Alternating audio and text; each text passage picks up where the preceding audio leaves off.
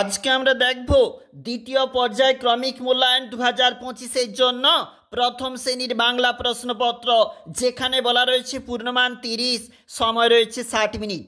দেখো, প্রথমে যে প্রশ্ন বলেছে এলোমেলো বর্ণগুলো সাজিয়ে শব্দ গঠন করো। 2 নাম্বার বলেছে, আমরা একটু সংক্ষিপ্ত আকারে এখানে লিখেছি, তোমরা অবশ্যই দেখতে পাচ্ছ। 2-এর দাগে বলেছে বন্ধনীর ভিতর সঠিক টিক চিহ্ন দাও। এগুলা অবশ্যই তোমরা টিক চিহ্ন দেবে।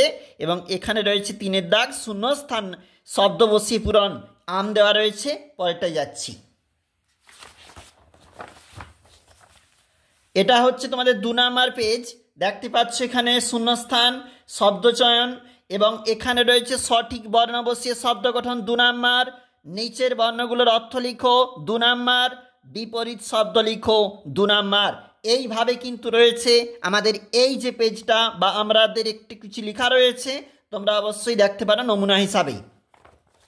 এটা ঠিক পরবর্তী পেজ, যেখানে পাখির নাম বসাতে বলেছে, কিছুটা বসানো রয়েছে, বা ঝাড়ুদার পাখি বলা হয় যেমন কাক, অবশ্যই রয়েছে, তোমরা দেখবে। এটা পরবর্তী পেজ।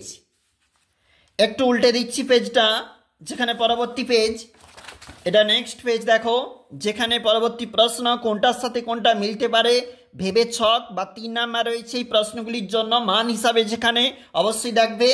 আর এটা আমাদের রয়েছে যেখানে অন্তিম পেজ, প্রশ্নপত্রের অন্তিম পেজ, এবং সেখানে রয়েছে পরবর্তী প্রশ্নপত্র 5 নাম্বার।